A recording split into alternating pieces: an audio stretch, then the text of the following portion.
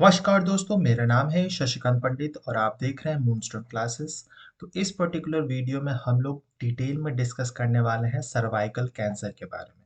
Cervical cancer क्या होता है, कैसे कॉज होता है, फिर ये कैसे कम्युनिकेबल डिजीज है, कौन से बैक्टीरिया से, वायरस से, किससे ये होता है, फिर इंडिया में क्या सिनेरियो है, ग्लोबल वर्ल्ड लेवल पे क्या क्या सिनेरियोज हैं, फिर इस पे रिसर्च एंड डेवलपमेंट कितनी की गई है, इसके वैक्सीन से रिलेटेड हम लोग समझेंगे। ठीक है, कौन से वैक्सीन इंडिया में और अब्रॉड में है।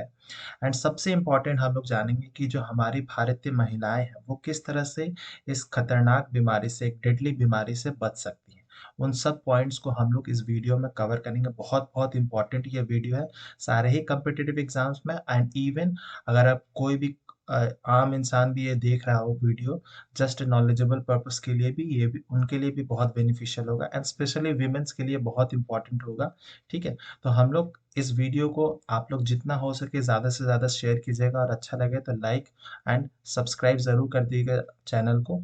तो चलिए हम लोग सबसे पहले जान लेते हैं ये न्यूज़ में क्यों था और इससे रिलेटेड जितने भी पॉइंट्स है उसको हम लोग कवर करते हैं। तो सबसे पहले कि गवर्नमेंट ऑफ इंडिया ने स्टार्ट किया है 3 phase vaccination drive against the human papilloma virus for girls age between 9 to 14 years. ठीक है, और उसका एम क्या है ह्यूमन पैपिलोमा वायरस का वैक्सीनेशन स्टार्ट करने की?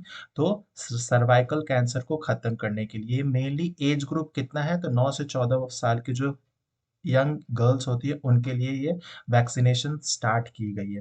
ह्यूमन पैपिलोमा वायरस क्या है, तो ये वही वायरस है जो सर्वाइकल कैंसर कॉज करता है। सर्वाइकल कैंसर, ठीक है। अब हम लोग धीरे धीरे सर्वाइकल कैंसर क्या होता है वो सब भी हम लोग समझेंगे। ठीक है, और ये जो वैक्सीन है also offers protection against HPV strains that causes cancer of the anus, vagina and oropharynx. ठीक है, तो जस्ट सर्वाइकल कैंसर से ही प्रोटेक्शन नहीं मिलता है हम लोग को, जो एनस में कैंसर होता है, इवन वजाइना एंड ओरोफेरिंक्स में, इन सबको भी इनसे प्रोटेक्शन मिल सकता है कुछ हद तक। Additionally, it also protects against the HPV strains that are responsible for genital warts। तो genital warts भी एक sexually transmitted infection है, STI है ये भी। ठीक है, इसको भी हम लोग इस जो ह्यूमन पैपिलोमा वायरस वैक्सीन है इससे हम लोग कुछ हद तक इसमें राहत मिल सकता है। तो इसके लिए कौन वैक्सीनेशन ड्राइव मेनली स्टार्ट किया? तो obviously the serum institute of India, जो पुणे में इसका हेडक्वार्टर है, वहाँ पे बहुत सारे वहाँ पे प्लांट्स है। तो had launched an indigenous HPV vaccine known as Cervavac. ठीक है, तो बहुत इंपॉर्टेंट है ये सर्वावैक। ठीक है, तो इसके बारे में हम लोग जान लेते हैं, लेकिन उसे जानने से पहले, इस वैक्सीन के डिटेल्स को जानने से पहले हम लोग को सर्वाइकल कैंसर क्या होता है, जो ह्यूमन फीमेल के रिप्रोडक्टिव स्ट्रक्चर्स होते हैं उनको जानना बहुत ज़रूरी है। तो आप इस फोटो में देख सकते हैं, तो ये mainly human female reproductive organs है। अगर आपको डिटेल में समझना है ये ह्यूमन रिप्रोडक्टिव ऑर्गन्स, तो आप वीडियोस जो है आप क्लास 10th की बायोलॉजी वाले सेक्शन में मैंने कवर कर चुका, उसका जो लिंक है आपको डिस्क्रिप्शन बॉक्स और पिन कमेंट में भी मिल जाएगा, आप वहाँ से देख सकते हैं।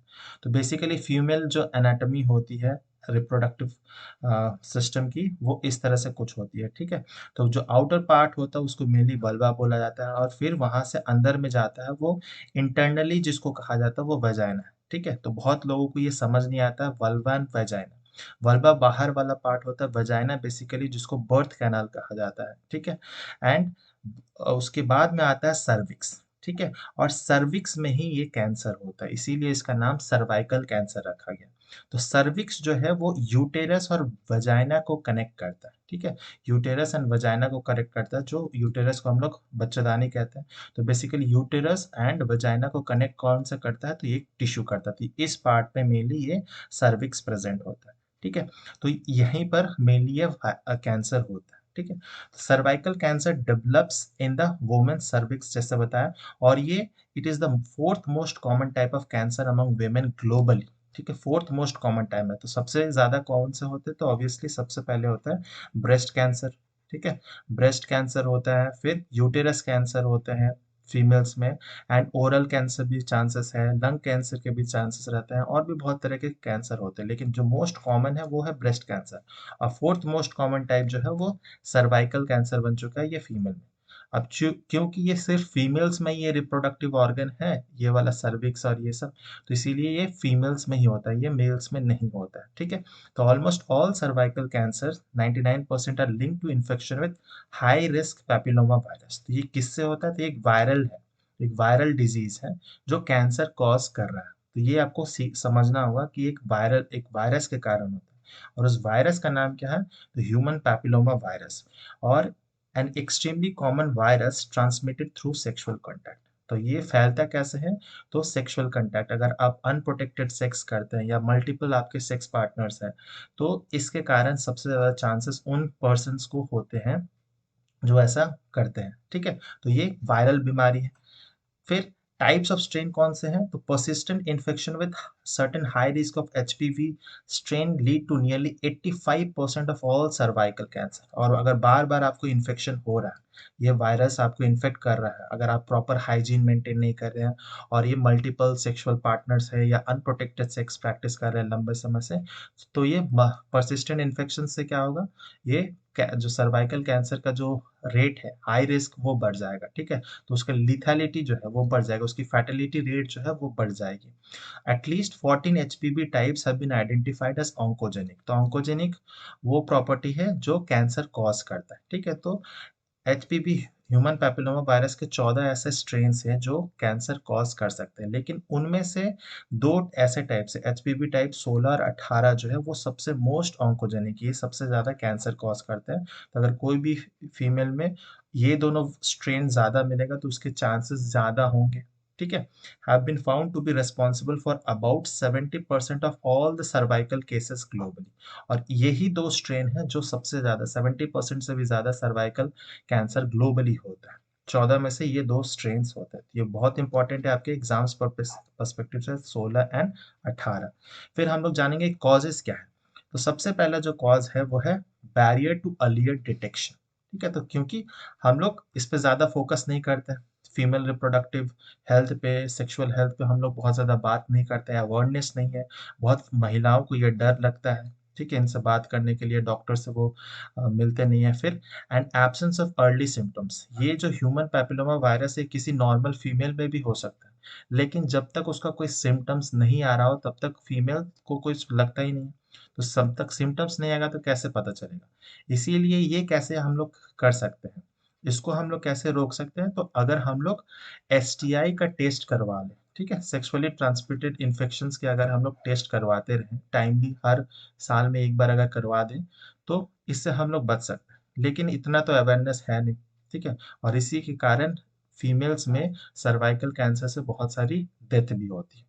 फिर विमेन आर नॉट स्क्रीन्ड, ठीक है, विमेन्स बहुत झिझकती है, अवेयरनेस नहीं है, उनको पता, उनको लगता है कि ये कोई दूसरी टाइप का बीमारी है, डॉक्टर से नहीं बात करते, जो आपके आसपास में या अच्छे डॉक्टर्स है आसपास में उनसे नहीं बात होती है। और वो लोग फिर क्या चल जाते हैं and seek over the counter drugs, जो केमिस्ट से ड्रग्स लेते हैं वो जस्ट, अगर उनको थोड़ा इरिटेशन या फिर कोई अलग-अलग सिम्पटम्स आएगा, इचीनेस, इन्फेक्शन अगर हो जाता है, तो वो जस्ट केमिस्ट से जाकर कोई भी फार्मासिस्ट के दुकान से, वो कंपाउंडर से वो दवाई खरीद लेती है और खा लेती है। जिससे वो कुछ हद तक तो ठीक हो जाएगा, लेकिन वो धीरे-धीरे जो ह्यूमन पैपिलोमा वायरस है वो एक्यूमुलेट होते रहेगा, और वो एक बड़ा-सा एक लीथल बीमारी बना देगा जो है कैंसर, सर्वाइकल कैंसर, ठीक है। फिर दूसरा है हमारा lack of access to formal health care. जैसे मैंने आया, ये गवर्नमेंट लेवल पे भी ऐसा बहुत ज़्यादा किया नहीं जाता है कि बहुत प्राइमरी हेल्थ सेंटर में इसके लिए बहुत ज़्यादा जो आशा वर्कर्स हैं इनको भी पता नहीं है, उनको भी ट्रेनिंग नहीं मिली है, ठीक है। और डॉक्टर्स भी, आशा वर्कर्स भी बहुत ज़्यादा खुल के इस बात पे नहीं बात करते हैं, या फिर टीवी मीडियाज में भी आपके इसके इस टॉपिक से रिलेटेड बहुत कम ही अवेयरनेस मिलेंगे, ठीक है। तो जैसे कि आंध्र प्रदेश हैज एक स्टडी हुई थी जिसमें रिवील किया गया था 68% of the patient first sought traditional healers. तो ऐसी महिलाएं जो है वो लगभग 70% वो ट्रेडिशनल हीलर्स के पास ही जाती थी ऐसे बीमारी के लिए, ठीक है। And only 3 had received HPV vaccine. तो आप देख सकते हैं आंध्र प्रदेश में अगर ऐसा हो रहा है तो और स्टेट में कैसा स्थिति होगी। फिर Telangana anticipates a 28% increase in the cancer cases posing challenge to cancer care delivery, ठीक है। और ये धीरे धीरे ये जो कैंसर के केसेस हैं बहुत अलग अलग टाइप ऑफ कैंसर के, नॉट ओनली सर्वाइकल कैंसर, सब कैंसर के रेस जो केसेस वो बहुत राइज पे है। ठीक है।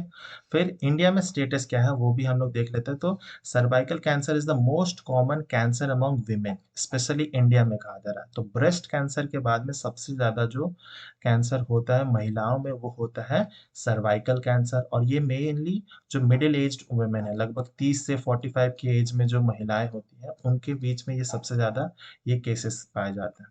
विथ 1 पॉइंट मतलब 1,23,000 से भी ज्यादा न्यू केसेस रिपोर्ट किए गए थे, जिसमें से 77,000 डेथ्स रिकॉर्ड किए गए हैं। ये बहुत चिंताजनक स्थिति है। India contributed to 1/5 of the global burden. सोचिए आप, पूरे वर्ल्ड में इंडिया का जो कंट्रीब्यूशन है वो 1/5 है। फिर आप इस ग्राफ के थ्रू देख सकते हैं कि हमारे जो अलग अलग स्टेट्स है, अलग अलग जगह है, वहाँ पर सर्वाइवल रेट किस तरह से है। जैसे कि अहमदाबाद, तिरुवनंतपुरम, कोलम, मुंबई, इन सब जगहों में सर्वाइवल रेट लगभग 60% या 50% से भी ज़्यादा सर्वाइवल रेट है। लेकिन वहीं पर अगर बाकी जो स्टेट्स हैं, मिजोरम, सिक्किम, मणिपुर, कामरूप, ये असम में है, त्रिपुरा, यहाँ पर जो सर्वाइवल रेट है इन सब कैंसरों का बहुत कम है, 30% तक पहुंच गया। और ओवरऑल इंडिया में क्या है रेट, तो 51.7% है। दैट इज मतलब हर दो में से एक महिलाओं सर्वाइव करती हैं और एक इनका डेथ हो जाता है इनके कारण। ठीक है, तो ये बहुत चिंताजनक स्थिति है इंडिया में। फिर हम लोग देखते हैं कि सर जो हमारी वैक्सीन है, रिसर्च एंड डेवलपमेंट के नजरिए से जो सर्वावैक वैक्सीन है उसके बारे में जान लेते हैं। तो Cervavac is India first indigenously developed quadrivalent human papilloma vaccine. ठीक है, क्वाड्रीवैलेंट भी कह सकते हैं या फिर आप इसको टेट्रावैलेंट वैक्सीन भी कह सकते हैं। ऐसा क्यों कहा जा रहा है, तो that is said to be effective against 4 strains of viruses, इसीलिए इसको क्वाड्रीवैलेंट। जो अगर 2 स्ट्रेन्स के लिए होंगे वो बाइवैलेंट होंगे, जो 3 के लिए होंगे ट्राइवैलेंट होंगे। उसी तरह से क्वाड्रीवैलेंट मतलब 4 टाइप है। कौन कौन से, type 6, type 11, type 16 and 18। In 4 types के लिए बहुत ज़्यादा इफेक्टिव रहेगी, जो इंडिजिनस इंडिया की पहली इंडिजिनसली बिल्ट ये वैक्सीन है। और एक quadrivalent vaccine is a vaccine that works by stimulating an immune response against 4 different antigens such as 4 different viruses या फिर कोई भी 4 ऑर्गेनिज्म। जैसे मैंने बताया, इसको क्वाड्रीवैलेंट या टेट्रावैलेंट वैक्सीन भी बोल सकते हैं। फिर सर्वावैक जो है वो बेस्ड किस पे है, तो वायरस लाइक पार्टिकल्स पे बेस्ड है, जो कि हेपेटाइटिस बी की वैक्सीन से बहुत ज़्यादा रिलेट करता है। तो वायरस लाइक पार्टिकल्स क्या होता है, बेसिकली ये प्रोटीन्स के सब यूनिट्स होते हैं। ठीक है, वो वायरस के तरह लगते हैं, लेकिन उनपे जैसे वायरस के पास क्या है कि वो किसी भी होस्ट ऑर्गेनिज्म में जाएगा तो वो एक्टिव हो जाएगा, लेकिन वीएलपी जो होते हैं वो एक्टिव नहीं होते, उनके पास प्रॉपर्टी नहीं होती है। उसको मेनली कहा जाता है वायरस लाइक पार्टिकल्स। ठीक है, जेनेटिक कंटेंट जो होती है वायरस का वो उनके पास नहीं रहता है। ठीक है, और ये प्रोटीन सब यूनिट्स होते हैं बेसिकली इस वायरस के ही। तो ये था हमारे सर्वोवैक वैक्सीन के बारे में। और सिग्निफिकेंस क्या है, इसका इंपॉर्टेंस क्या है, तो सिग्निफिकेंस ये है कि जब से drug controller general of India ने अप्रूवल दे दी है, इसके कारण क्या है, गवर्नमेंट प्रोक्योर कर सकता है vaccine in bulk in order to vaccinate about 50 million girls in the respective age group. जो 9 से 14 साल की एज ग्रुप है उनमें 50 मिलियन गर्ल्स को इंडिया में वैक्सीन दिया जा सकता है। This vaccine is extremely effective only when it is administered before the first sexual intercourse. ठीक है, तो ये इसीलिए जो छोटी एज की लड़कियां हैं, जब वो पहला सेक्सुअल इंटरकोर्स नहीं करती उससे पहले अगर दिया जाएगा तो ये सबसे ज़्यादा इफेक्टिव होती है। ठीक है, बाद में भी अगर दिया जाएगा तो ऐसा कुछ प्रॉब्लम नहीं है, लेकिन उसकी इफेक्टिवनेस जो है वो कम हो जाएगी, बस यही डिफरेंस है। तो बेटर रहेगा कि बिफोर, और ये अगर डॉक्टर आपके आसपास में अगर ऐसा बोलते हैं, कंसल्ट करते हो, तो आप बिल्कुल अपने जो भी यंग गर्ल्स हैं उनको ले जाकर दिलवा सकते हैं। ठीक है, it has a significant potential to eliminate cervical cancer and it would be helpful if it is included in the universal immunisation programme. ये अभी तक नहीं हुआ है। यूनिवर्सल इम्यूनाइजेशन प्रोग्राम मतलब वैसे प्रोग्राम जिसमें वैक्सीन जो है वो लगभग बहुत कम रेट पे या फ्री में दी जाती है। ठीक है, जैसे पोलियो के ड्रॉप्स हो गए, बीसीजी, डीपीटी, इन सब के जो वैक्सीन्स होती हैं वो तो बहुत कम रेट पे फ्री में भी दिया जाता है बहुत जगह में, है ना, या फिर प्राइवेट हॉस्पिटल्स में भी कम रेट पे भी मिल जाती है। तो लेकिन अभी तक एचपीवी वैक्सीन नहीं किया गया। अगर ये हो जाएगा तो इसका जो कॉस्ट है वो बहुत कम हो जाएगा। अभी अगर जाएंगे कॉस्ट एचपीवी वैक्सीन का, तो लगभग 2,000 रुपया पर डोज ऐसा मैंने नेट पर सर्च किया था तो दिखा था, ठीक है। 2000, और इसके तो 2 से 3 डोज लेने पड़ेंगे तो लगभग 6000 के आसपास खर्चा है, ठीक है। और ग्लोबल सिनेरियो देखा जाए तो ग्लोबल में 2 ऐसे वैक्सीन ऑलरेडी बन चुके हैं, ठीक है, जो कि licensed globally are available in India, ठीक है। इंडिया में भी अवेलेबल है। एक क्वाड्रिवेलेंट वैक्सीन जो है गार्डासिल फ्रॉम मर्क, एंड एक bivalent vaccine Cervarix from GlaxoSmithKline. Are costly, बहुत ज़्यादा ये कॉस्टली है। लगभग ये कहा जाता है कि $300 के आसपास एक वैक्सीन का डोज पड़ता है इनका, ठीक है। And none of them are included in the national immunisation programme, क्योंकि ऑब्वियसली बहुत कॉस्टली है। तो ऑब्वियसली जो इंडिया वाला जो वैक्सीन है सर्विवैक जो है वो लगाना ज़्यादा सही रहेगा, ठीक है। फिर गवर्नमेंट के इनिशिएटिव्स क्या रहे हैं रिलेटेड टू कैंसर ट्रीटमेंट, तो ऐसे प्रोग्राम्स आपने सुने ही होंगे। National programme for prevention of control of cancer, diabetes and cardiovascular diseases and strokes से रिलेटेड ऐसे प्रोग्राम चलाया जाता है। फिर नेशनल कैंसर ग्रिड, तो बेसिकली ये एक डेटा से रिलेटेड ये है, जहाँ पर जितने भी कैंसर के केसेस आते हैं कि और किस टाइप ऑफ कैंसर है, डेटा कलेक्ट किया जाता है इंडिया में कौन कौन से स्टेट में कैसा है, वो सब इस में आपको मिल जाएगा नेशनल कैंसर ग्रिड में। फिर नेशनल कैंसर अवेयरनेस डे मनाया जाता है, कौन से दिन, तो 7 सितंबर हर साल हम लोग मना 7 नवंबर को हम लोग हर साल ये मनाते हैं। फिर एचपीवी वैक्सीन की जो हम लोग ने अभी बात की है, ठीक है। अब हम लोग कौन कौन से इंपॉर्टेंट स्टेप्स ले सकते हैं कि ताकि हम लोग पूरी तरह से एलिमिनेट कर सकते हैं सर्वाइकल कैंसर को। एटलीस्ट इंडिया से तो हम लोग कर ही सकते हैं क्योंकि हमारे पास डेवलप हो चुका है। तो सबसे पहला जो है वो है एचपीवी वैक्सीन, ठीक है, जो हमारे साइंटिस्टों ने डिस्कवर किया है, ठीक है, उसको इन्वेंट किया है, उसको हम लोग को लगवाना चाहिए। तो persistent high risk HPV vaccine along with factors with low socioeconomic conditions and smoking lead to cervical cancer, ठीक है।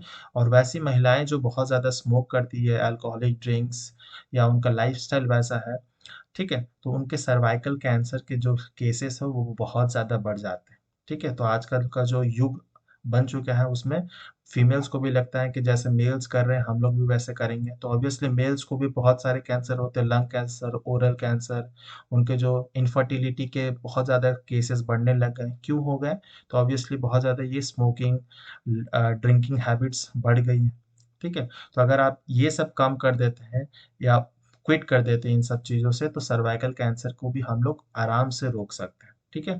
फिर early detection through HPV vaccination, screening and timely treatment can prevent and cure the disease. अगर जल्दी treatment कर लिया जाएगा, screening हो जाएगा, तो ऑब्वियसली हम लोग इसको पूरी तरह से ठीक भी हो सकते हैं।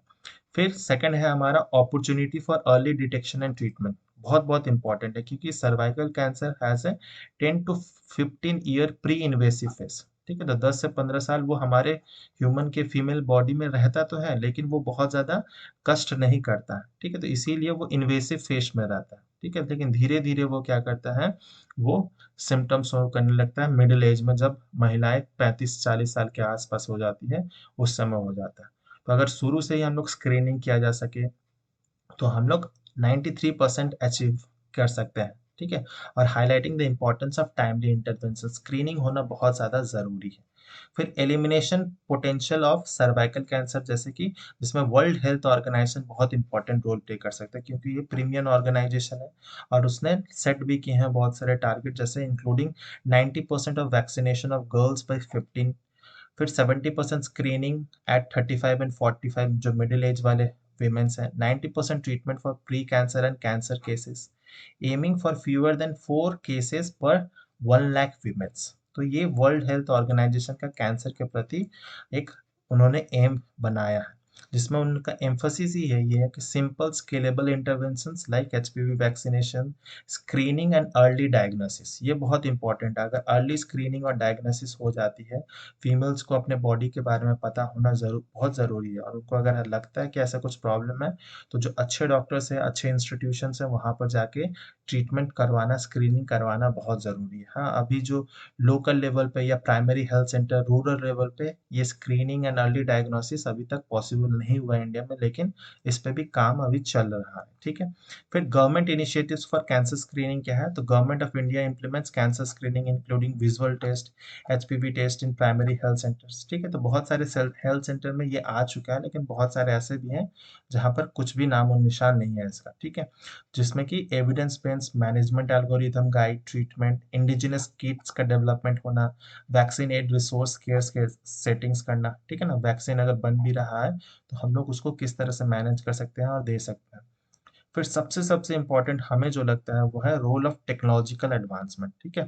इसमें आर्टिफिशियल इंटेलिजेंस का रोल ले लिया जा सकता है। फिर इसमें नैनो टेक्नोलॉजी, बायोटेक्नोलॉजिकल जो टूल्स हैं उनको अगर हम लोग सब कुछ मिलाकर कोलैबोरेट करके काम करेंगे तो हम इस पे भी हम लोग एलिमिनेट कर सकते हैं, ठीक है। This developments along with increased HPV vaccine Uptake hold promise for resource limited settings. तो बहुत इंपॉर्टेंट है कि हम लोग रिसर्च एंड डेवलपमेंट पे भी बहुत ज़्यादा एम्फोसिस करें, ठीक है। फिर urgent need for population at population level awareness and strategies. Obviously awareness के बिना तो ये होगा ही नहीं, इसीलिए मैं भी कहता हूँ कि ये वीडियो बहुत ज़्यादा से ज़्यादा शेयर कीजिए और स्पेशली फीमेल्स के साथ शेयर कीजिए ताकि उनको अवेयरनेस आ सके, ठीक है। तो अवेयरनेस आ सके प्रोमोटिंग एचपीवी वैक्सीन अपटेक के बारे में, फिर overcoming hesitancy, implementing age appropriate screening and strengthening pre cancer treatment processes, ठीक है। तो ये अवेयरनेस लाना बहुत ज़्यादा ज़रूरी है और ये सब मेन स्ट्रीम मीडिया में खबर नहीं दिखाई जाती है क्योंकि उनको इससे मसाला मिलता नहीं है। लेकिन फीमेल्स को स्पेशली जो अपने हेल्थ को लेकर फिक्र है उनको ये सब वहाँ तक पहुँचना चाहिए, ये वीडियो बहुत इंपॉर्टेंट रहेगा उनके लिए। फिर comprehensive approach to strengthen cervical cancer care. Consistent efforts are needed to accurate diagnosis, strengthen cancer registers, reduced financial burdens and robust health system. ठीक है, तो ऐसे कैंसर रिसर्च इंस्टीट्यूशंस का डेवलपमेंट होना चाहिए, ठीक है। फिर रजिस्टर्ड मेंटेन होना चाहिए ना, कौन से केसेस कहाँ आ रहे हैं, कैसे कैसे केसेस आ रहे हैं। फिर ये सारे जो हम लोग ने डिस्कस किया, अवेयरनेस की, एचपीवी वैक्सीन की, तो उन सबको कोलैबोरेट करके, इनकॉर्पोरेट करके, फिर डिजिटल टेक्नोलॉजीज का यूज़ करके हम लोग ये जो एलिमिनेशन है फॉर कैंसर वो भी अचीव कर सकते। क्यों नहीं अचीव कर सकते, जब हम लोग कोविड जैसे खतरनाक बीमारी को 2 साल में एलिमिनेट किया जा सकता है, ठीक है। हम लोग उससे छुटकारा पा सकते हैं तो सर्वाइकल कैंसर भी एलिमिनेट हो सकता है, ठीक है। तो अवेयरनेस लाना ज़रूरी है, इन सब टॉपिक्स पे बात करना भी बहुत ज़रूरी है, ठीक है। उम्मीद करता हूँ आपको सर्वाइकल कैंसर से रिलेटेड सब कुछ क्लियर हो गया होगा। और अगर वीडियो अच्छा लगा हो तो लाइक ज़रूर कीजिएगा, कमेंट करके बताइए कैसा लगा, शेयर एंड सब्सक्राइब ज़रूर कीजिएगा। नोटिफिकेशन टाइमली पाने के लिए बेल आइकन को ज़रूर हिट कर दीजिएगा। मिलते हैं नेक्स्ट वीडियो में, टिल देन बाय बाय, जय हिंद।